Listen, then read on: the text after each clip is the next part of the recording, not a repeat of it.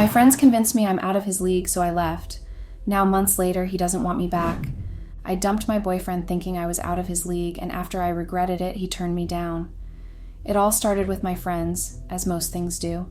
We were sitting around my kitchen table one night, half a bottle of wine down each, and the conversation turned to men as it always does. They asked me how things were going with him, and I hesitated. It wasn't that things were bad exactly, but they weren't great either. We'd been together for over 2 years at that point, and we had our routines. Comfortable, but maybe too comfortable, if you know what I mean. "He's nice and all," I said, shrugging, "but sometimes it feels like we're more like roommates than anything else. You know that moment when everyone looks at each other and you realize they've all been talking about you behind your back? Yeah, that was this." "Girl," one of my friends said, letting out a deep sigh, "you could do so much better. He's not even in your league."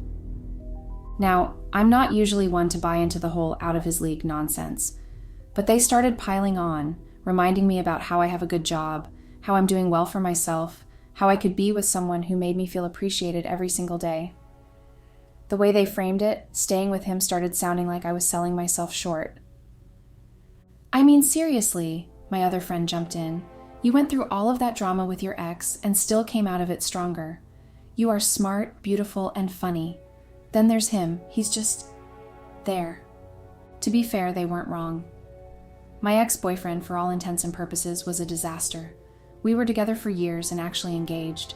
He decided he wasn't ready to get married because he was still figuring out who he was. He wasn't ready, I wasn't ready, and it showed. So, when things fell apart between us, it wasn't exactly a surprise. I guess he sort of held me back in a way. After I left university, I started neglecting my career since my ex used to pay for absolutely everything, and I didn't really have to work. After we broke up, I went back to school, got a master's, and eventually landed a good job. Then 2 years ago, I met him, my boyfriend. We met at a mutual friends party, one of those random things where you go expecting to leave early but end up staying because somehow you actually have a good time. He was there with a group of his friends, and we got talking.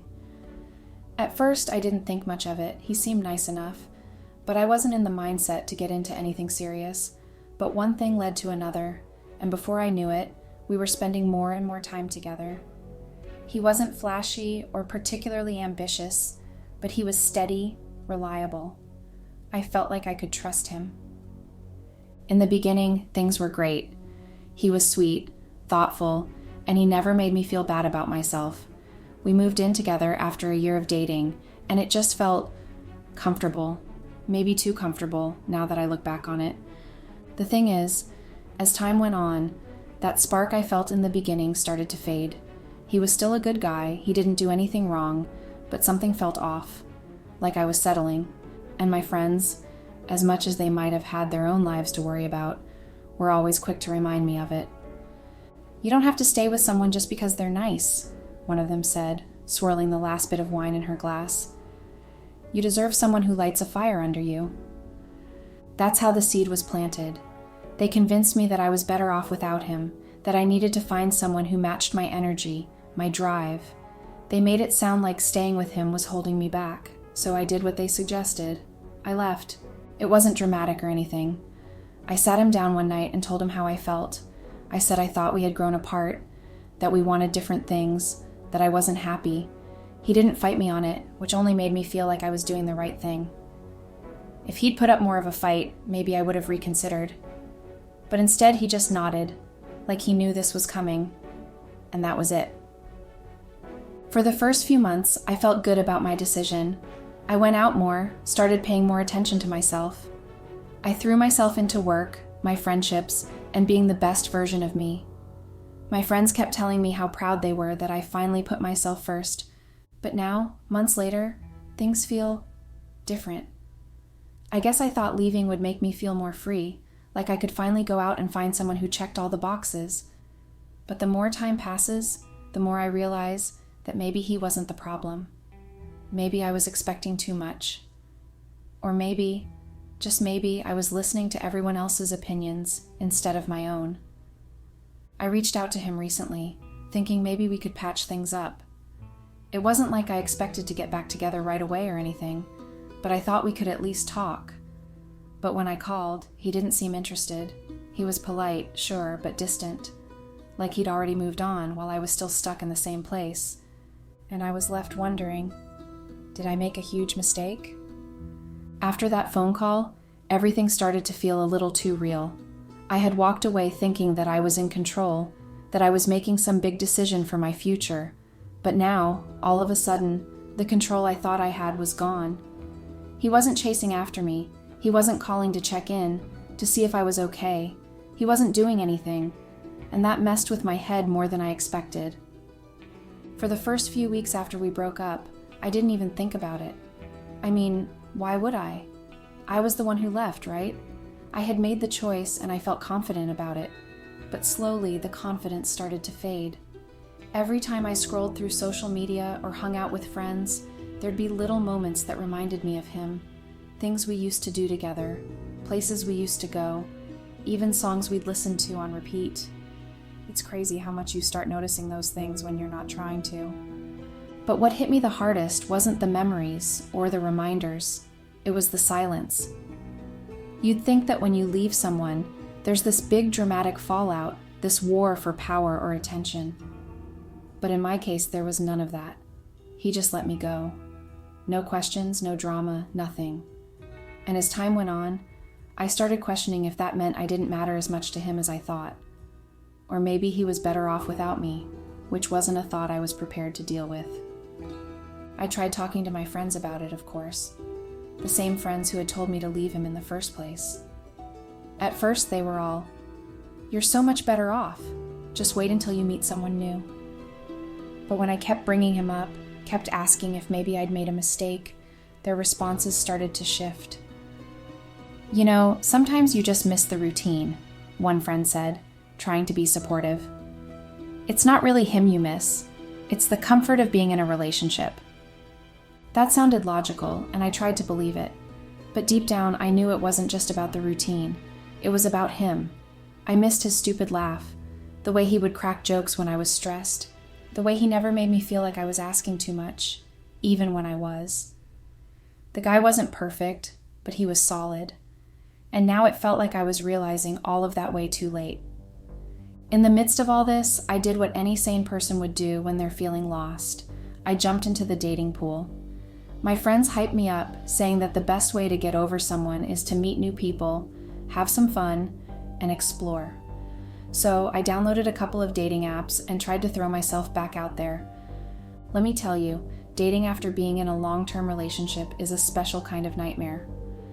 Suddenly, I was swiping through profiles of guys who couldn't string together a proper sentence, let alone hold a conversation.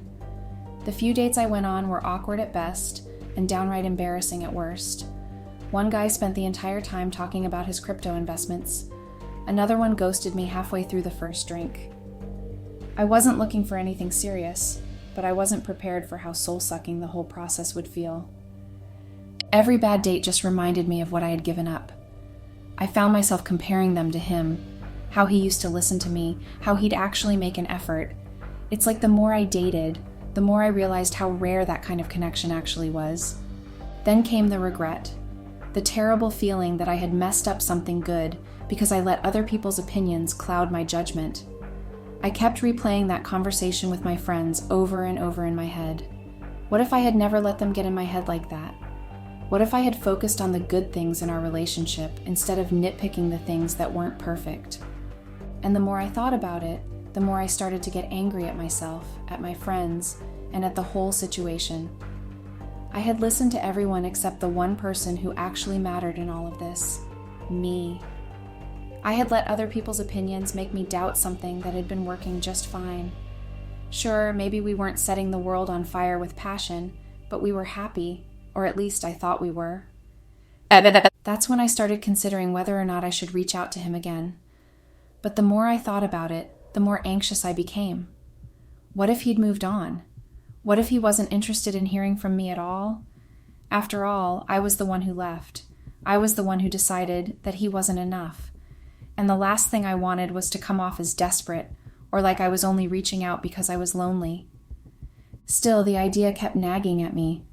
I'd look at my phone a dozen times a day, debating whether or not to text him, but I couldn't bring myself to do it. I was too scared of what his response might be, or worse, that there wouldn't be a response at all. So I tried to focus on other things. I threw myself into work and did my best to move forward. But no matter what I did, I couldn't shake the feeling that I had walked away from something that mattered, something that I might never get back. One night, after yet another awkward date that ended with me politely excusing myself to get some air, I found myself standing outside my apartment building, phone in hand, staring at his name in my contacts. I hadn't spoken to him since that one polite, distant phone call, but something inside me snapped. I couldn't do it anymore. I couldn't keep pretending that I was fine, that I didn't care, that this was all just a bump in the road. I typed out a text. It was short, simple. Just a, "Hey, how have you been?"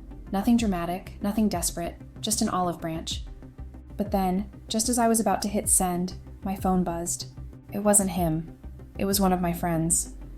I stared at the message from my friend for a while, my thumb hovering over the send button on the text I had written to him. It felt like some kind of twisted metaphor, like the universe was throwing one last obstacle in my way, asking if I was really sure about what I was doing.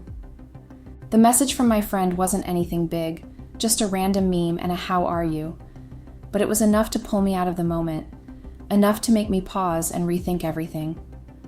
I put my phone down on the kitchen counter and walked away, needing some space to breathe and clear my head. I'd spent so much time wrapped up in my feelings of regret and uncertainty, replaying every moment of our relationship and breakup like it was some kind of unsolvable puzzle. But what was I really doing here?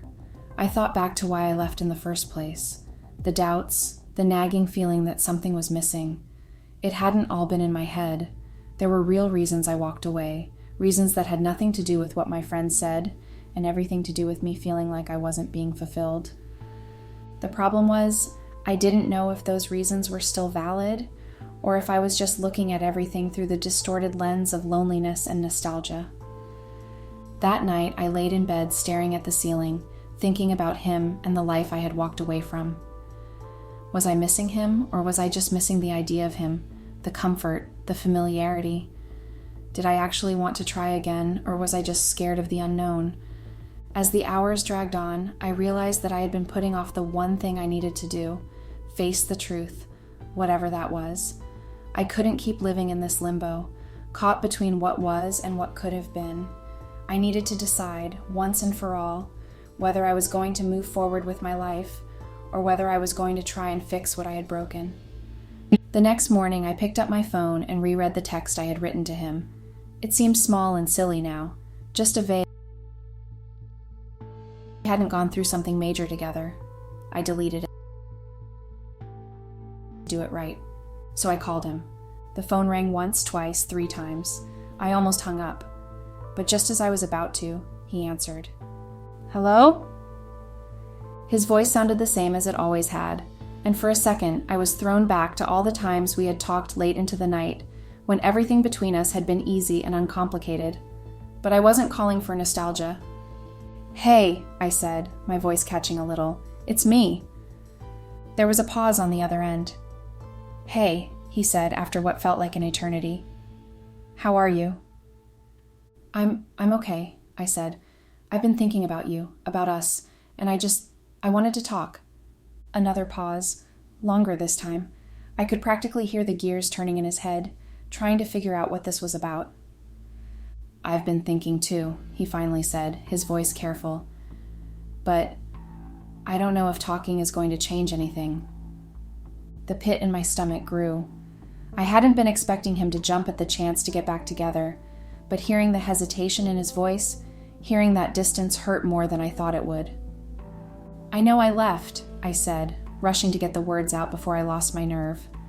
"I know I said things weren't working, but I've been thinking a lot about everything, and I miss you." There it was, the truth laid bare. I had missed him, missed us. And now, standing at the edge of this moment, I was trying to figure out if there was any way to fix it. But he didn't respond right away, and when he did, his voice was quiet. "I miss you too," he said. "But I don't know if that's enough anymore." My heart sank. I hadn't expected this to be easy, but hearing him say that still felt like a punch to the gut. "What do you mean?" I asked, trying to keep my voice steady. "I mean, you left," he said, his words coming out slowly, like he was choosing them carefully. "And I get why. I wasn't everything you needed. I know that. But I've had time to think too, and I don't know if going back would be the right thing for either of us." I sat down, the weight of his words hitting me hard. I had been so focused on my own feelings, my own regret and second-guessing, that I hadn't even considered what this had done to him. I had walked away, left him to pick up the pieces of whatever we had, and now I was asking if he could just put them back together. "I thought maybe we could try again," I said, my voice small. "I know I messed up, but—" "I'm not saying it's impossible," he cut in. "But I'm different now. This time apart, it made me realize things too. About myself, about what I want, and I don't know if I want to go back to what we had." Silence hung in the air between us, heavy and uncomfortable. I didn't know what to say. Part of me wanted to fight for him, to beg him to give us another shot. But another part of me, the part that had been questioning everything, wondered if maybe he was right. Maybe we weren't supposed to go back. "I don't want to hurt you," he said, breaking the silence. "But I think we both need to be honest with ourselves. Maybe we're not the same people we were when we started all this." I felt tears welling up in my eyes, but I blinked them away. He was right, and I hated myself for that. Update. Hey everyone. I figured I'd give an update since a lot has happened since I last posted. After that phone call with him, I was pretty torn up for a while. His words stuck with me. Maybe we're not the same people we were when we started all this. At first, it felt like he was closing the door on everything, and I didn't know how to process that. I had spent so long regretting my decision to leave, and to hear him say that he wasn't sure if going back was even an option, it messed me up. But over the next few weeks, I started to realize that he was right. I had changed. He had changed, and it wasn't fair to either of us to try and force things back to how they used to be, just because I was feeling lonely or nostalgic. I needed to figure out who I was outside of our relationship and whether or not I was really ready to be with him, or anyone for that matter, again. I still considered breaking up with him a mistake because we could have worked it out together and not just accept we were different. I made the wrong decision, but came to terms with it.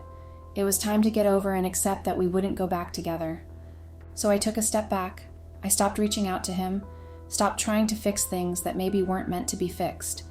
It wasn't easy, though.